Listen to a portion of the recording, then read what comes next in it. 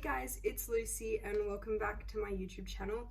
So today we're gonna probably be talking about a bit of a deeper topic, and it will talk a little bit about eating disorders, undereating, recovery, and things like that. So if this might be triggering to you, I suggest just clicking off it and not watching unless you feel comfortable and unless you feel like you're in a stable place mentally, because I will talk about things that might be triggering to you. And yeah, I don't want to make anyone upset, but I just want to talk about how I recovered it and how I did it by myself without the help of really anyone else. So if this is triggering to you, please click off. If you feel happy to watch or at any time you want to click off, more than welcome to. I have no problems with that. Okay, so I've had a lot of DMs, a lot of comments on my TikTok being like, oh, how did you recover? How did you change your mindset? And how did you get so strong so quickly? Because if you've seen a few transformations, I'll put in some pictures here. If you see them, I've gone from very, very skinny to being quite strong, and I gained probably minimal fat in the process. Not that I was super worried about gaining fat in the first place, because I know lean bulking, obviously your main goal is, so I decided to go on a lean bulk. Your main goal is to gain a lot more muscle, but you know, fat comes with eating more over time, and you just gradually gotta, you gotta deal with it. You've got to work with it. It happens. We're human. So I'm pretty much going to be talking about how I'll do a little bit of history about like what I kind of went through and how I realized, damn, my brain is just messed up and this needs to change, and how I then changed. I think that makes sense. But how I then worked towards being more free with food, and my relationship with tracking my calories and macros, because if you don't know, I still do that, but it's not an unhealthy relationship that I have with it. It's more, I see that target, like if I'm eating 2,400, I see that as my target goal. So if I don't hit that goal, I actually have never missed that goal now. I always hit my goal, and if I want to go further than that because I'm still hungry, I will eat more. Okay, first of all, some training background. I'm not exactly sure of the exact ages because it has been a while, and I didn't really write down when I started, but probably from about 15, 16, I did lots of home workouts, like always doing home workouts, trying to get those abs and everything like that, and doing lots of cardio. I always played sport, like my whole life. My parents made sure I played sport, and I enjoy sports, so that worked well. But anyway, when I was like 15, I started becoming obsessed with getting abs and being really lean. And I did lots of work at home, and then eventually when I was 16, I did join a gym, and I went from time to time, and then it probably hasn't been until like the last year that I've been really consistent with it. And then obviously since January 2021, since January 2021, that's when I decided to keep a really consistent routine. I made my own program with progressive overload implemented, and I just stuck to it and just pushed at that program and kept eating. Obviously I went in a bulk because I realized, shit, I'm really, really skinny. This is not healthy. This is not good, and I'm unhappy. Okay, so when I was about 15, 16, I did a lot of like body checking in the mirror. Like I'd lift up like my jumper and I'd look at my stomach, and I'd like judge myself constantly, and it was not healthy. Like I just remember feeling so disappointed in myself if my abs weren't that visible that day. And at that point in time, I hadn't done no research that like, some days you hold more water than others. Some days you will be bloated, and that is so normal, and it is so okay. And I just think I never knew that. So I'd always judge myself. I'd like lift my shirt up after I ate like a massive dinner, and I'd be like, what the hell? You look like you've gained so much weight. And I think the thing that I forgot was it's normal to look a bit bloated after dinner, and it's normal to not be as lean after you eat. Like that is so normal. Okay, then it got to like October 2020. Went through quite a lot during that time period, and it caused me to slowly stop eating as much as I was eating. Then that kind of continued until December, and then December I got really sick with a gastro bug, and you should know my biggest fear in life is throwing up. Like I'm petrified of throwing up. I hate it. actually needles and throwing up I just hate. And I got gastro. Obviously, when you have gastro, you can't really eat that much. So I lost a load of weight. Like, I was probably about 56 kilos. By the end of it, I was about 50 kilos. Or it might have been 50 to 52 kilos, I think.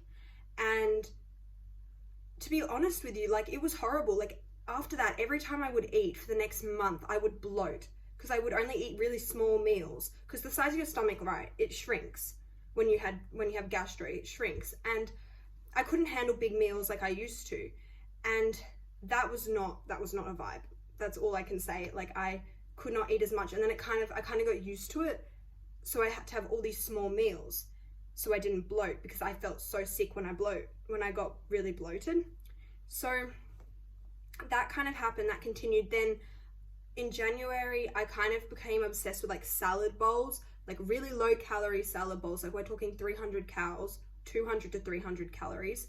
And I became obsessed with them, and it helped me maintain like my weight. Like, by the way, I don't weigh myself. Like, I never weighed myself back then that often. Like, I did after gastro, because I was like, I look so skinny. And then I did when I first started like my bulk, but I don't always weigh myself that often, because I don't want to develop like an unhealthy relationship with it. So I'm trying to think back. I was obsessed with these salad bowls, absolutely getting obsessed with cardio, still training. Like, I still did weight training all through this. I just never saw results as much as I wanted. What I did is then in February, I went to the gym, and I was going inconsistent to the gym throughout summer, because I have weights at home, so I train at home. I'd go to the gym when I feel like it. It wasn't exactly the best routine. And it got to about February, and I went to the gym. I hit a push session. I'm not even gonna try. I hit triceps, chest, and shoulders, and I was like, holy crap, I am so weak. Like, I was not strong at all. And I was like looking at myself in the mirror, and I was like, my arms look like noodles, my legs are so skinny. I was just not happy with what I saw. And then I've always watched lots of YouTubers throughout like my fitness, like not career, but fitness journey, from like probably when I was 15, 16. Like, I'd watch David Lade, the KK Fit twins, I'd watch Chrissy Chella, I watched a whole range of people. And that night I went home and I watched some of their YouTube videos, and I was like, damn, these are really inspiring. And I always knew what bulking was, and I was just sitting there and I'm like, you know what? I want to go on a bulk, because I want to get physically strong. I want to look jacked. I want to build massive muscles. And that's what kind of started, like, kind of triggered me to be like, I'm gonna change this, because me sitting around crying in bed, being constantly just feeling weak and feeling so restricted and controlled by food, I was like, I'm not living like this. I can't. It's not going to end well for me, and I don't want to end up in like a rehab center trying to, nothing wrong with them, but that's just personally for me. I was like, I don't want to end up there. That's not where I want to end up. Okay, so the process of what I did was I found out my maintenance calories, which was about 2,000 and like a little number. And then I realized, okay, I'm not eating nearly enough. So I need to slowly increase to that 2,000. So each week I increased by like 100 to 200. No, sorry, each week to each fortnight, like just depending on how I was feeling, to let my body adjust. And I noticed like my body was thriving off this extra food. Like, my muscles looked more defined. I felt a lot more energetic. My sessions were a lot better because I could push through, and I just wasn't feeling weak or tired. And then pretty much I hit my maintenance, and then I was like, okay, so we're gonna go up from here. So I upped it to like 2,300, and I sat there for maybe 2 weeks. Then I upped it to 2,500, and I just kind of sat on that consistently. Sometimes I'd go over. It's okay. It's no worries. It's bulking season. Doesn't matter. And even at my maintenance, I was happy. Like, I felt I had so much more food freedom, and I felt, you know, happy with myself and happy with how I was tracking. So I bulked for I'm still bulking now. It's a discouraging process. Don't get me wrong. Like, I saw fat gain and I was just like, But then my ass has grown. I used to be so flat, and I was like, damn, like you're killing it, Lucy. Like, you're actually getting somewhere. And I'd look at, like, in mid-session when my muscles were all pumped up, I'd look and I'm like, I can see my abs. Like, what are you worried about? Like, you look amazing. You're so strong. You've gotten through such a hard session and you're doing so well. And it's things like that, like positive self-talk. You cut out those negative thoughts. Like, if you hear your brain for 1 second being like, you look so bad today, be like, no, we look different every day. We hold water more than, some days we'll hold more water than other days. And that is normal. That is being human. It is what it is. And that's the journey. But you've just got to keep pushing at it. Just cancel out those negative thoughts over time. Like, I know it's hard to do it immediately, but cancel them out over time. Like, just be like, no, I'm not listening to you today. Like, I look amazing. I'm strong. I'm healthy. I'm thriving. And your opinion, that negative voice in your head's opinion, does not matter. It does not mean shit. You need to listen to your positive self and practice positive self-talk. Another thing that I found really helped was, someone said to me once, they were like, put it into perspective. What would you do if you had a little kid next to you, your future kid maybe, and you were doing what you do to yourself to that little kid? Like, would you do that? No. You'd feel so guilty and so bad about it if you were doing that to, like, your future kid or, like, another kid. And it just really put things into perspective. I was like, then why would I be doing this to myself? Like, that just does not seem right at all. Like, what am I doing? And that changed a lot for me. Another thing I did was, over time, eating my fear foods. So I remember, like, about a few months ago, I had a burger, I had sweet potato fries. Like, I'm a very clean eater, not because of my restrictive eating, just because that's what food makes me feel my best and makes me feel like I'm thriving. But I was like, it's okay to have balance. Like, I'll have pizza, I'll have sushi. And this night I was like, I'm gonna have a burger. I feel like a burger. I feel like some chips. I had a salad and I ate the burger, ate the chips. Did I look any different in the morning? No, I still looked the same. And I loved it. It was so good. Like, I don't want to eat like that all the time because that's just not me.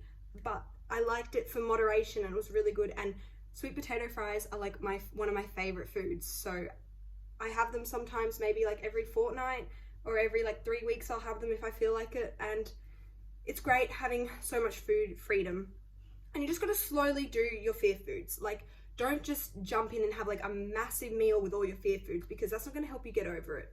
You just have to have small meals here and there where you have your fear foods, even if you have them with your friends. And,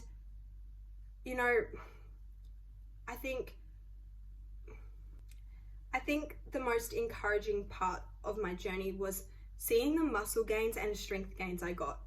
Like, I was getting so strong. I got so strong so fast. My gains were through the roof so quickly because I got my diet on point. I saw that calorie goal as like a goal for the day. Like, I didn't see it as restricting myself, like, crap, I can't eat under 2,000, like I have to eat under 2,000 calories. Like, oh my gosh, what am I gonna do? Like, that is so restricting. Like, I saw it as my goal, and if I went further than my goal, more gains for me. But I think the most important part is just to be kind to yourself during this process. Like, if your goal is 2,500 calories and you hit 2,300 that day, that is still a healthy amount of food for your body. Well, I mean, for most people that would be, especially, I know for a lot of women, it would be a healthy amount. And it depends obviously on your activity levels, so I'm not trying to assume, but you should still be proud of that because that is a big progress. And I think it takes time, it takes perseverance. Oh my gosh, this is sounding like a school speech. You've got to be patient with yourself and you've got to be kind to yourself, because, the way you talk to yourself is just so important. And when you see those little changes in your body, like, damn, that muscle's popping through, or like, wow, I'm really strong today. Like, I've gotten through so much and I feel like I could go train more. Like, it's little things, like the little moments like that where you feel really proud of yourself and they just keep encouraging you to keep on going. Okay, so that was a little bit about how I personally helped myself to recover. And I know these tips might not help you. They might help you. You can give them a go if you want. but just the most important thing is being kind to yourself and being kind to your body, because your body deserves so much. It does so much for you, and just give it time. Just persevere with it. Little steps, baby steps is all you need. Slowly increase those calories, like 100, 200 a week, and just work your way up, and just keep staying consistent with it, and you will see results, and you will heal. That's the most important thing you need to tell yourself throughout your journey, that you will heal and you will reach food freedom one day. You will get there. So thank you for watching this video. Please like and subscribe if you want to. You don't have to, it's okay. And I will hopefully get a lot more YouTube videos out soon, because Sydney's in lockdown, so not much else to do. So if you have any YouTube video requests, please DM me them, comment them, and I'll try and film them for you. Thank you.